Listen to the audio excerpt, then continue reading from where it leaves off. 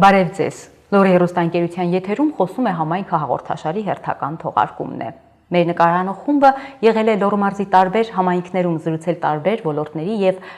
մասնագիտությունների տեր անձանց հետ, լսել նրանց առաջարկները եւ հարցերը ուղղված ապագա խորհրդարանին։ Նրանց հարցերին պատասխանելու համար այսօր մեր տաղավարում հյուրընկալել ենք Հայաստանի Հանրապետության կրթության, գիտության, մշակույթի եւ սպորտի նախարար Ժաննա Անդրեասյանին։ Բարև ձեզ։ Բարև ձեզ։ Բարի գալուստ Լոռի։ Շնորհակալություն։ Ինչպիսին էր ձեր աչքերով մեր մարզը։ Դե ինչպես ամեն անգամ ես Վանաձոր եւ ընդհանրապես Լոռու մարզ գալուց բնականաբար հիանում եմ այն բնությամբ, որ մենք ունենք եւ իհարկե մարդկանց ջերմությամբ եւ ամեն անգամ գալով տեսնում եմ արված նոր ծրագրեր, որոնք հատկապես ուրախացնում են։ Տիկին նախարար, հատկապես երիտասարդների հետ զրուցելիս, որքան էլ զարմանալի է նրանց ուզող առաջնային խնդիրներից է ազգային մշակույթի պահպանումը եւ հանրահռչակումը։ Ինչպիսին է մեր պետության քաղաքականությունն այս ուղղությամբ, ինչ է արվել մինչ օրս եւ ինչ տեսլական ունենք։ Գիտեք, կարծում եմ իսկապես շատ կարևոր հարց է, որովհետեւ մեր մշակութային ժառանգության պահպանումը եւ զարգացումը իրականում մեր նաև հանրային զարգացման ուղիղ ճանապարհն է եւ հատկապես խոսելով այդ մասին Լոռու մարզում ես պետք է ասեմ, որ կառավարությունը մեծ ծավալի ներդրումներ է անում մեր մշակութային ժառանգության պահպանման եւ նաև դրա հանրահռչակման ուղղությամբ։ Պետք է հիշեցնեմ հենց Լոռու մարզում արված աշխատանքները, այստեղ հուշարձանների վերականգնման, ամրակայման եւ հուշարձանները մարդկանց ավելի հասանելի դարձման ուղղությամբ մենք ավելի քան շուրջ 1 միլիարդ դրամի աշխատանքներ ենք իրականացրել եւ ես ուզում եմ հիշեցնել օրինակ Լոռու բերդում արված աշխատանքները, որոնք նորովի բացահայտելու հնարավորություն են տալիս կարևորագույն այդ հուշարձանը եւ բազմաթիվ այլ հուշարձաններ, որոնք Լոռու մարզում նույնպես պետական ծրագրերով համապատասխան անհրաժեշտ աջակցությունը եւ վերականգնումը եւ նաեւ հավելյալ ենթակառուցվածքների ստեղծումը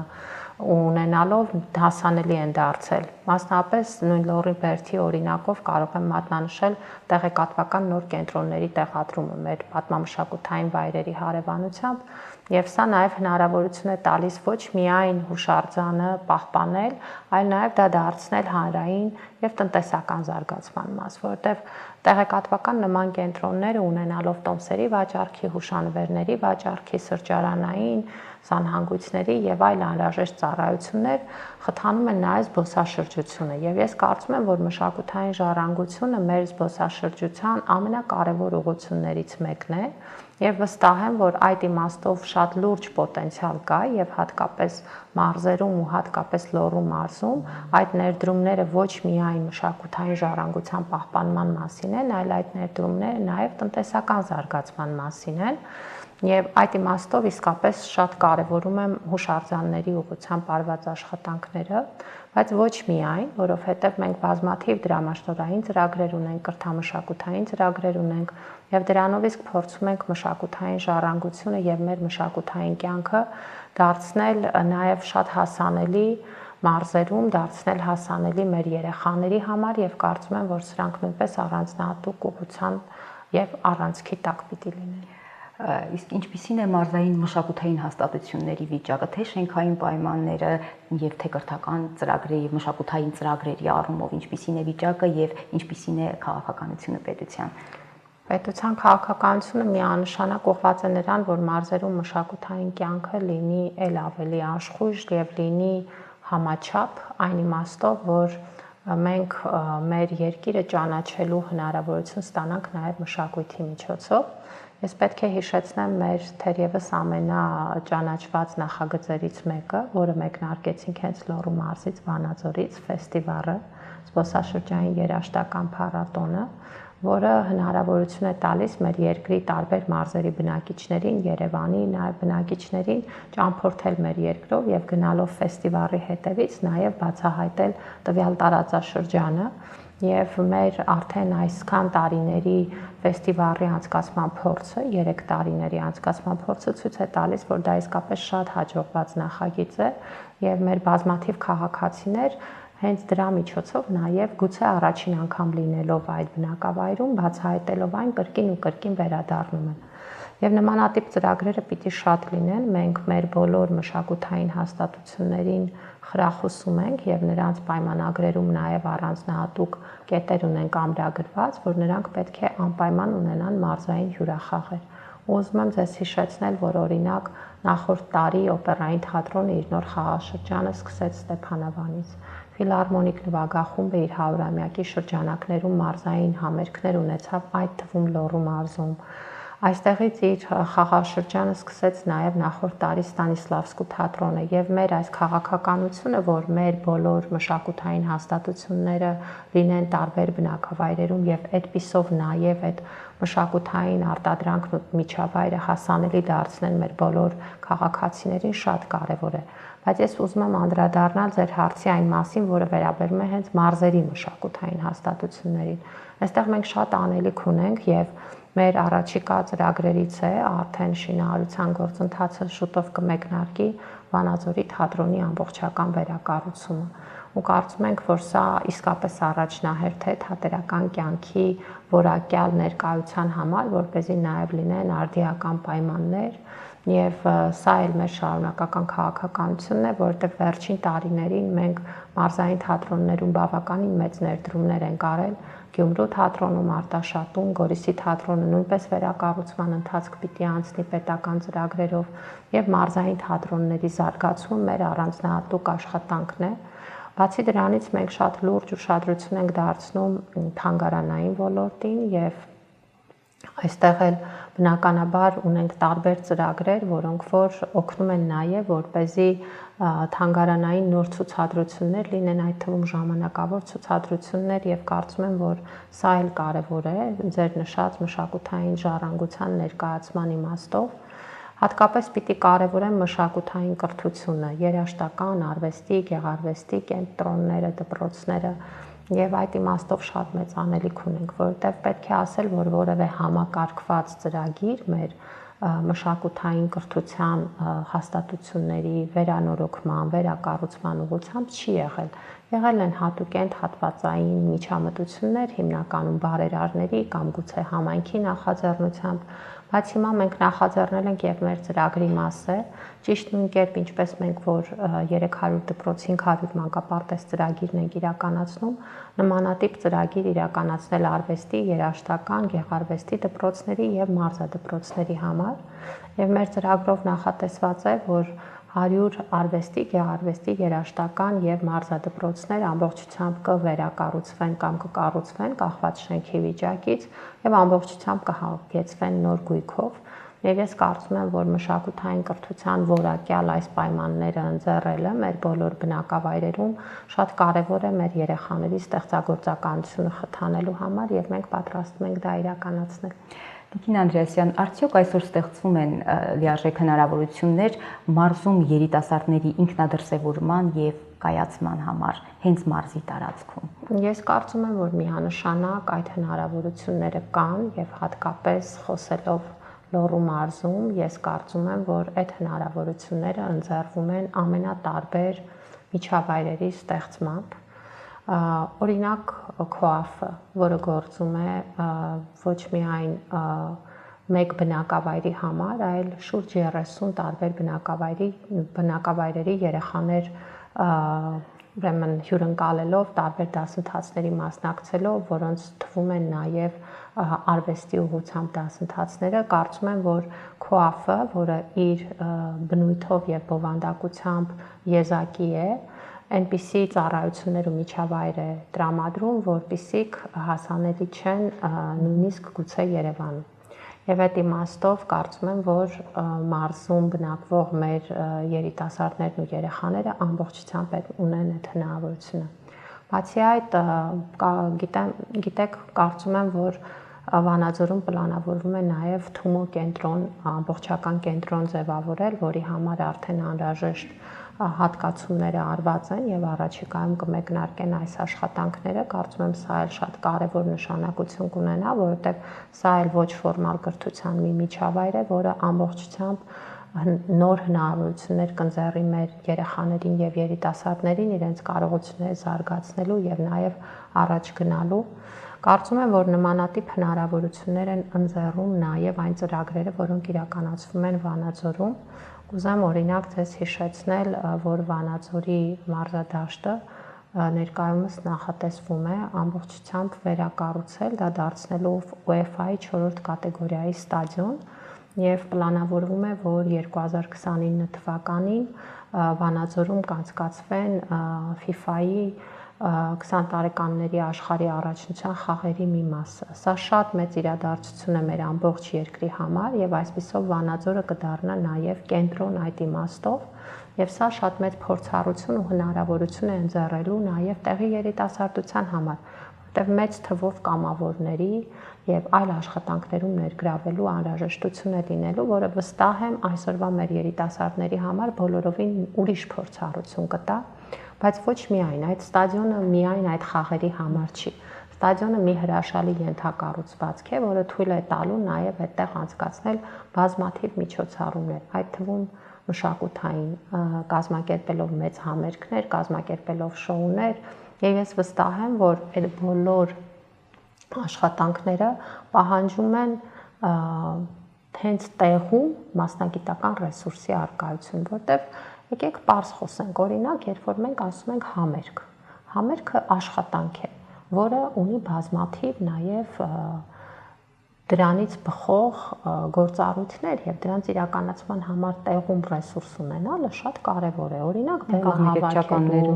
կազմակերպելու, համակարգելու եւ սկսած տեխնիկական բնույթի աշխատանքներից մինչև ստեղծագործական եւ բովանդակային, այս բոլորը հնարավորություններ են։ Այդ բոլոր հնարավորությունները ստեղծվում են, այդ բոլոր հնարավորությունները զարգանում են եւ ես վստահ եմ, որ ապրելով Լոռու մարզում, ապրելով Վանաձորում կամ Լոռու մարզի այլ բնակավայրում մեր երիտասարդները կարող են ամբողջությամբ իրենց կարողությունների եւ նախասիրությունների համեմատ դրսեւորվել։ Երիտասարդներին հուզում է եւս մեկ հարց, նախարարությունը որքանով է պատրաստ աջակցել միջազգային ծրագրերի փորձի փոխանակման եւ նաեւ վերապատրաստման որոշակի ծրագրերին իրենց մասնակցությանը եւ որպեսզի կարողանան վերադառնալ եւ օգտագործել տեղում։ Մենք ունենք առանձին ծրագրեր, որոնք հենց ուղղված են, որպեսզի մենք մեր երիտասարդներին աջակցենք միջազգային ծրագրերին մասնակցելու եւ շատ լավ է այս առիթը օգտագործել եւ մեր երիտասարդներին տեղեկացնեմ, որ օրինակ մենք նմանատիպ միջոցառումներին մասնակցելու համար կարող ենք հոգալ եւ փոխհատուցել ավիատոմսը եւ դա առանձին ծրագիր է, որը գործում է երիտասարդների համար մեր նախարարության բյուջետային ծրագրերի շրջանակներում։ Եթե խոսում ենք մշակութային ոլորտի մասին, դրա շրջանակներում ունենք առանձին ծրագրեր, որոնք հոգում են ճանապարհածախսի, կեցության հետ կապված ծախսերը եւ այստեղ էլ մեր ստեղծագործող երիտասարդները։ Արդյոք ներեցեք իրազեկվածությունը այնքան է, որ տեսեք, ասում եք, որքան լավ ծրագրեր կան, երիտասարդները կարողանան տեսնել եւ մասնակցել, որովհետեւ շատ դեպքերում չգիտեմ ինչի հետ է կապված, որ անտեղյակություն է։ Ես ձեր հետ համաձայն եմ, որ իրազեկվածությունը բարձրացնելու կարիք միշտ ունենք եւ ես պիտի հորդորեմ մեր երիտասարդներին, որպեսզի իրենք ավելի ակտիվ հետևեն օրինակ նախարարության կայքին, որտեղ մեր բոլոր ծրագրերի մասին մանրամասն տեղեկատվություն է տրամադրված, երիտասարդների համար գործում է առանձին երիտասարդական պորտալ yerit.am հասցեով, որտեղ նույնպես տեղադրվում են բոլոր այս կարևոր ծրագրերի մասին տեղեկությունները։ Բացի դրանից պետք է հիշեցնեմ, որ մեր կառավարության քաղաքականությունն է մեր տարբեր բնակավայրերում երիտասարդական կենտրոններ բացել, որոնք նույնպես իրազեկման գործառույթ ունեն, այսինքն այդտեղ նույնպես կարելի է պետական բոլոր ծրագրերի մասին մանրամասն տեղեկատվություն ստանալ եւ դրանց նաեւ մասնակցել ու պետք է հիշեցնեմ, որ այդպիսի կենտրոններից մեկը Վանաձորում է, Լոֆթը, որը գործում է գրադարանի հետ նույն շենքում եւ կարծում եմ, որ մեր երիտասարդները, ովքեր հետաքրքրված են, ունեն այդ հնարավորությունները տեղեկանալու ու հուսով եմ, որ այս առիթն էլ կօգտագործեն։ Մարզերից մասնագետների արտահոսքը մշտապես հուսող խնդիրներից է եղել, այս ուղղությամբ որևէ քայլեր ձեռնարկվում են։ Ես կարծում եմ, որ այդ արտահոսքի հիմնական պատճառները պիտի հասկանանք, որպեսզի կարողանանք նաև ճիշտ հասցեագրել եւ արձագանքել խնդիրներից։ Իրականում մարդիկ բնականաբար առաջին հերթին զբաղվածության, մասնագիտական զբաղվածության խնդիր են տեսնում եւ տեսնում են որակյալ ծառայությունների հասանելիության խնդիր։ Մարդը երբեք չի տեղափոխվում, երբ որ գիտի, որ իրեն հասանելի է որակյալ կրթությունը, որակյալ առողջապահությունը, որակյալ ենթակառուցվածքները, ինչպես օրինակ ճանապարհներն են, այլ անհրաժեշտ ծառայությունները մարդու կենցաղի համար։ Այս պարագայում ինչը պիտի մարդուն ստիպի իր ծննդավայրը, իր բնակավայրը թողնել, իրեն հարազատ միջավայրը, որտեղ ինքը իրեն շատ լավ է զգում, վստահաբար, եւ մեր հիմնական աշխատանքը պետք է ուղղված լինի այդ ծառայությունների հասանելիության ապահովմանը, դրան է ուղղված օրինակ 300 դպրոց 500 մանկապարտեզ ծրագիրը, որպեսզի մեր բոլոր բնակավայրերում բնակվող քաղաքացիները իմանան, որ իրենց երեխան կգնա որակյալ կրթություն տրամադրող դպրոց, հարգեցած արդիական պայմաններով, լաբորատորիաներով, գույքով, մանկապարտեզ կկարողանա գնալ, որտեղ նույնպես արդիական պայմաններ են, կկարողանա օգտվել առողջապահական ծառայություններից, բոլոր մնացած անհրաժեշտ ծառայություններից ու կառավարության բոլոր ծրագրերը ուղղված են դրան, որպեսզի մարդու համար հարմարավետ միջավայր եւ որակյալ ծառայություններ լինեն։ Եվ իհարկե կարևորագույն հարցը մնում է աշխատանքը։ Գիտեք, աշխատանքը այնպիսի մի բան է, որը ոչ միայն դու ուղակի մասնակցում ես աշխատանքային շուկային, այլ դու նաև կարող ես ձևավորել այդ աշխատանքային շուկան։ Ես կարծում եմ, որ մեր երիտասարդները, հատկապես որոնք ունեն շատ հետաքրքիր գաղափարներ, շատ հետաքրքիր առաջարկներ, կարող են նաև լինել ավելի նախաձեռնող եւ ակտիվ, ձևավորելով իրենց սեփական գործը, ձևավորելով իրենց սեփական անելիքը։ Դրա վառ օրինակը մեր ուսանողների ստարտափ նախաձեռնություններն ու մտքերն են եւ գիտեմ, որ Վանաձորում էլ մենք տաղանդավոր երիտասարդների պակաս չունենք ու այսօր էլ երբ որ մենք քայլում ենք փողոցով, նկատում ենք նոր նախաձեռնություններ, նոր տիպի ծառայություններ, որոնք նրանցից առաջ որևէ մեկը չէր առաջարկել։ Եվ այստեղ կարծում եմ, որ մեր երիտասարդները տարաբնույթ այն ծրագրերի շրջանակներում, որ առաջարկում է պետությունը, լինեն դրանք բարձր տեխնոլոգիական ոլորտում, լինեն դրանք էկոնոմիկայի այլ ուղղություններով, ունեն հնարավորություններ նաև իրենց գաղափարները առաջ մղելու եւ ուզում եմ նաև հիշեցնել, որ գիտության զարգացման ռազմավարության կոնտեքստում մենք առանձին շեշտադրում եւ ուղղություն ենք դնելու հենց մեր երիտասարդների առաջարկների, նրանց գաղափարների իրականացման ուղղությամբ, ստարտափների առևտրայնացման ուղղությամբ եւ կարծում եմ, որ այս ենթակառուցվածքներն էլ կգան նրանց օգնելու, որ իրենք կարող են ունենալ իրենց սիրած աշխատանքը, իրենց սիրած բնակավայրում։ Անդրադարձանք կրթությանը, հանրակրթական ոլորտի առաջնահերթությունները այսօր որոնք կառանձնացնեիք։ Դե ես կարծում եմ, որ մեր առաջնահերթությունը շարունակում է մնալ որակյալ կրթության հասանելիությունը, նայեք մենք խոսում ենք 300 դպրոց 500 մանկապարտեզ ծրագրից, բայց ակնհայտ է նաև, որ ավելի մեծ թվով դպրոցներ ունեն վերակառուցման, կառուցման, նոր գույքով հագեցման անհրաժեշտություն եւ հաջորդ փուլում արդեն հաջորդ 300 դպրոցները կլինեն մեր առանցքում, որտեղ նույնպես այդ պայմանները կձևավորենք։ Մեզ համար շատ կարևոր է ուսուցիչների մասնագիտական զարգացման խնդիրը եւ Լոռու մարզում էլ մենք ունենք մեծ թվով ուսուցիչներ, որոնք արդեն կամավորատեստավորումը անցել են եւ մասնագիտական զարգացման ու վարչատրության փոխկապակցման այս համակարգի ազդեցությունը զգում են իրենց սեփական կյանքի վրա, իրենց կենցաղի վրա եւ ես հիշում եմ, որ Վանաձորի դպրոցներ այցելություններից ուսուցիչների հետ զրուցելու առիթ եմ ունեցել, որտեղ նրանք կիսվում էին իրենց փորձառությամբ, թե ինչպես է փոխել այս համակարգը իրենց կյանքը եւ շատ ուրախ էի լսել։ Եվ այս համակարգն էլ զարգացման իր տրամաբանությամբ պիտի գնա։ Հաջորդ փուլի համար մենք արդեն առաջարկում ենք, որ ատեստավորված ուսուցիչների դրույքաչափը 200,000 դրամի փոխարեն դառնա 300,000 դրամ եւ համապատասխանաբար ուրեմն արդյունքի համեմատ տոկոսը հաշվի արդեն այս դրույքաչափի նկատմամբ։ Մենք նաև մի շատ կարևոր նախաձեռնություն ունենք, որը պատրաստում ենք իրականացնել, դա ուսուցչի կարգավիճակի մասին օրենքի ընդունումն է եւ կարծում ենք, որ դա պիտի ամրագրի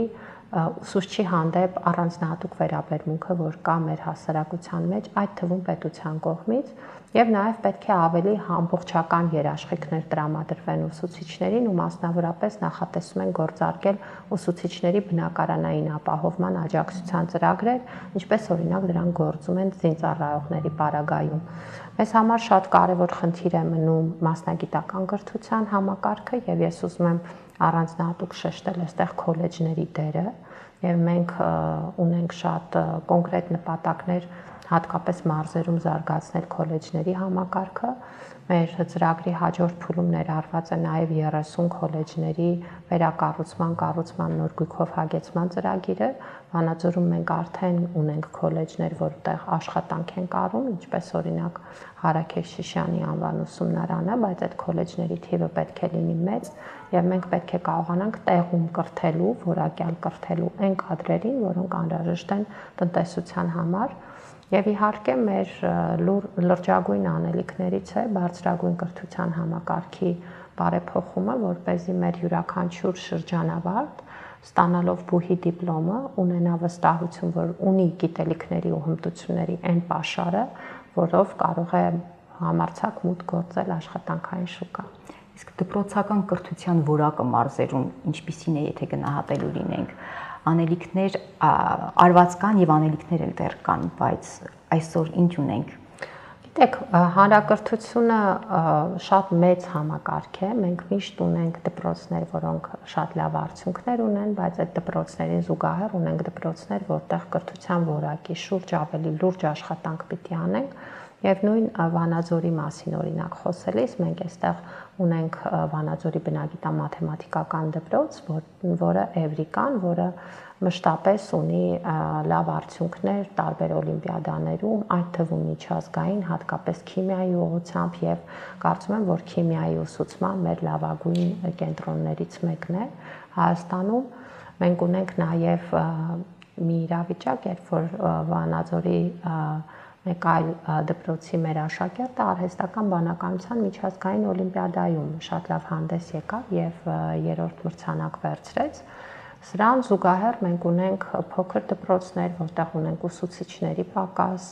որտեղ ունենք կրթության որակի լուրջ խնդիրներ եւ պետք է հանրակրթության համակարգի անելիքների մասին խոսելիս մենք միշտ կարողանանք մեր այն դպրոցներին, որոնք արդեն ունեն լավ արդյունքներ, աճելու եւ զարգանալու նոր հեռանկար տալ,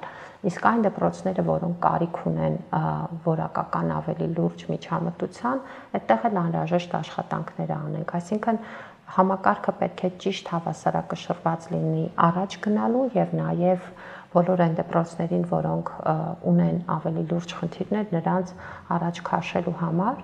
մենք հենց այս նպատակով նաև մի նոր նախաձեռնություն ունենք, որ այս տարի իրականացնենք, որոշումները արդեն հաստատված են, դա բարձր կատարողական ունեցող դպրոցների խրախուսման եւ ցածր կատարողական ունեցող դպրոցների աջակցության ծրագիրն է։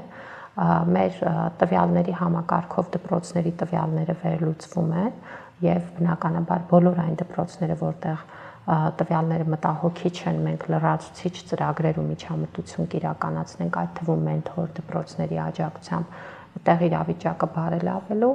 իսկ բոլոր այն դպրոցները, որոնք ունեն լավ արդյունքներ, կստանան նոր հնարավորություններ նորարարական ծրագրեր իրականացնելու։ Իսկ մարզի դպրոցների նյութատեխնիկական բազան այսօր ընդհանուր եթե վերցնենք, ինչ վիճակում է եւ որքանով է խնդիրը լուծված։ Դե գիտեք, մենք մարզը ամբողջությամբ հագեցրել ենք բնագիտական եւ տեղեկատվական տեխնոլոգիաների լաբորատորիաներով, որը կառավարության ծրագրի կարևորագույն թիրախ էր։ Լոռու մարզի ուսուցիչները նաեւ հատուկ վերապատրաստումներ են անցել այս լաբորատորիաներում աշխատանքի համար եւ ես սա շատ կարևոր շարունակական աշխատանք եմ համարում։ 300 դպրոցների ծրագրի շրջանակներում բոլոր դպրոցները հագեցվում են ամբողջական նոր գույքով, բայց ես նշեցի, որ ինչքան էլ որ դրանք շատ են, բայց բոլոր դպրոցները դեռևս չի որ վերանորոգվել կամ վերակառուցվել են, եւ մենք այս աշխատանքները կշարունակենք նաեւ հաջորդ փուլում։ Այսպես ես կարող եմ ասել, որ բնագիտական առարկաների դասավանդման համար կարծում եմ, որ ձևավորված են անհրաժեշտ նյութատեխնիկական պայմանները, նրանք ձևավորված են նաև տեղեկատվական տեխնոլոգիաների ուսուցման համար եւ սա վերաբերում է ամբողջ մարզին, իսկ մյուս ուղղություններով մեր աշխատանքները շարունակական են եւ առաջիկայում հաջորդ 300 դպրոցների շրջանակներում կարծում եմ, որ Լոռու մարզում մենք թերևս շատ քիչ դպրոցներ կունենանք, որոնք դեռևս նոր միջամտության կարիք կունենան վերակառուցման կամ նոր գույքի մասով։ Այս պահին կարծում եմ, որ մեր ամենալուրջ խնդիրներից մեկը մնում է նաև դպրոցներում մարզադահլիճների եւ երեխաների մարզման պայմանների բավարարումը, որովհետեւ նույնիսկ եղել են դպրոցներ, որոնք ժամանակին կառուցվել են առանց մարզադահլիճների եւ մենք հիմա այդտեղ լրացուցիչ մարզադահլիճների կառուցման խնդիրներ ունենք։ Կան նաև շենքեր, որոնք տիպային դպրոցական կառույցներ չեն եղել, բայց տրամադրվել են դպրոցներին այս խնդիրները։ Այո, այնպես որ բոլոր խնդիրները գույքագրված են եւ դրանք 300 դպրոցների ծրագրի շրջանակներում հասցեագրվում են։ Պետք է ասեմ, որ Լոռու մարզում մեր դպրոցաշինությունը շատ մեծ ծավալ է ստանում եւ այստեղ հենց Վանաձորում էլ եւ մարզի այլ բնակավայրերում էլ բազմաթիվ դպրոցներ արդեն իսկ վերակառուցվել են կամ նորոգվել են։ Նաև զրուցել ենք հաշմանդամություն ունեցող անձանց հետ, որոնց բարձրացրած խնդիրների թվում է նաև ներառականության ապահովումը, նաև հարմարեցվածությունը, մատչելիությունը շենքային պայմանների, որքանով է այս խնդիրը լուծված։ Նոր կառույցների դեպքում հասկանալի է, սակայն հին կառույցների, հին տիպային կառույցների դեպքում այս հարցը ինչպես է լուծվում եւ որքանով է լուծված այսօր։ Այս հարցը շարունակական հասցեագրման կարիք ունի, որովհետև ամբողջությամբ լուծված չի բնականաբար։ Դուք ճիշտ նշեցիք, նոր դպրոցների դեպքում պարտադիր է օրինակ վերելակի առկայությունը, հարմարեցված սանհանգույցները, մուտքի հարմարեցումը, որպեսզի մենք մատչելիության ապահովման հետ կապված խնդիր չունենանք։ Ինչ վերաբերվում է այն դպրոցներին, որոնք արդեն գոյություն ունեն, ուղղակի վերանորոգվում են կամ հիմնանորոգվում են, ոչ միշտ է հնարավոր լինում բոլոր այս պայմանները ապահովել եւ սա մեր առաջնահերթ խնդիրն է։ Ես ուզում եմ նաեւ հիշեցնել, որ մենք փոխեցինք 2023 թվականից ուժի մեջ մտավ հանրակրթության ֆինանսավորման նոր կարգը, դպրոցների ֆինանսավորման նոր կարգը, որտեղ միջավայրի հարմարեցման համար դպրոցներին առանձին գումար է տրամադրվում։ Սա նշանակում է, որ օրինակ, եթե դպրոցի մուտքը չունի թեքահարթակ կամ սանհանգույցը հարմարեցված չի, ապա դպրոցի տարեկան բյուջեում հատկացվում է գումար, որոշակի կանոնակարգով, որը նկարագրված է, որպեսզի այդ հարմարեցումները արվեն։ Ու պիտի հիշեցնեմ նաև, որ այս ֆինանսավորման նոր կարգով մենք նաև առանձին ֆոնդ առանձնացրեցինք ամեն երեխայի համար, ով որ ունի կրթության առանձնահատուկ պայմանների կարիք, որը կոչվում է խելամիտ հարմարեցումների ֆոնդ, որի շրջանակում արդեն դպրոցը կարող է կոնկրետ տվյալ երեխայի համար անհրաժեշտ հարմարանքը կամ միջոցը ձեռք բերել, նրան անհրաժեշտ աջակցությունը ցույց տալու եւ կրթության մեջ ներգրավելու։ Օրինակ, եթե երեխան ունի տեսողության խնդիր, կարող է նրա համար առանձին լամպ ձեռք բերել, որը որ կդրվի նրա սեղանին, կամ գուցե սեղանն է պետք հարմարեցնել, եթե օրինակ հենաշարժական խնդիր ունեցող երեխա է եւ սայլակով սեղանի մոտենալու եւ սեղանի շուրջը նստելու, աշխատելու այլ հարմարեցում է պետք։ Այսինքն յուրաքանչյուր երեխայի համար ֆինանսավորման կարգով նաեւ այսպիսի ֆոնդ է տրամադրվում փոքր խելամիտ հարմարեցումները անելու։ UNICEF-ի զեկույցի համաձայն մեր երեխաների, աղքատ ընտանիքների երեխաների մի որոշակի տոկոս հաշմանդամություն ունենալու պատճառով կամ հիվանդության պատճառով չի կարողանում հաճախել դպրոց։ Այս խնդիրը մենք կարողացել ենք մինչ այսօր լուծել։ Սա, գիտեք, բավականին ցավոտ հարց է, որին մենք բոլորս պետք է շատ ուշադիր լինենք։ Այո, կառավարությունը այս հարցը հասցեագրում է, մենք 2021 թվականից գործարկել ենք պարտադիր կրթությունից դուրս մնացած կամ դուրս մնալու ռիսկի տակ գտնվող երեխաների հայտնաբերման եւ ուղղորդման կարգը։ Սա միջգերատեսչական մեծ աշխատանք է։ Պատկերացրեք, մենք տարվա ընթացքում մի քանի անգամ համեմատում ենք կրթության կառավարման տեղեկատվական համակարգում գտնվող երեխաներին, որոնք դպրոցներում եղած մեր բոլոր երեխաների տվյալներն են, պետական ռեգիստրում եղած տվյալ տարիքի բոլոր երեխաների տվյալների հետ։ Եվ բոլոր այն երեխաները, որոնք որ տվյալ տարիքի են, բայց մեր տեղեկատվական համակարգում կրթության չկան, բոլոր այդ երեխաների մասով առանձին աշխատանք է արվում։ Կան երեխաներ, որոնք բացակայում են Հայաստանից, դա առանձին է ստուգվում։ Բոլոր այն երեխաների մասով, որոնք գտնվում են Հայաստանի Հանրապետությունում, բայց որևէ դպրոցում գրանցված կամ հաշվառված չեն, տվյալների այդ համադրումից հետո սկսվում է մեծ ծավալի աշխատանք։ համայնքի, ներքին գործերի նախարարության, սոցիալական ծառայությունների, առողջապահության նախարարության եւ պետք է ասեմ, որ յուրաքանչյուր երեխայի հետևից գնում ենք եւ վերջին տարվա ընթացքում այս մեծածավալ աշխատանքի շնորհիվ մի քանի հազար երեխա, որոնք կամ գնացել էին դպրոց, դուրս էին մնացել, կամ դպրոցից դուրս մնալու ռիսկի էին եղել, վերադարձվել են դպրոց հենց այդ աշխատանքի շնորհիվ։ Իհարկե դեպքեր էլի լինում են, բայց գործարկված համակարգը այնպիսին է, որ հնարավորություն է տալիս դրանք բացահայտել եւ նաեւ աշխատել։ Տեսեք, դպրոցական կրթության պարագայում պետությունն ունի մեկ միասնական քաղաքականություն, բայց ինչ վերաբերում է նախադպրոցական կրթությանը, դեռ մի քիչ տարբեր են գործառույթների առումով,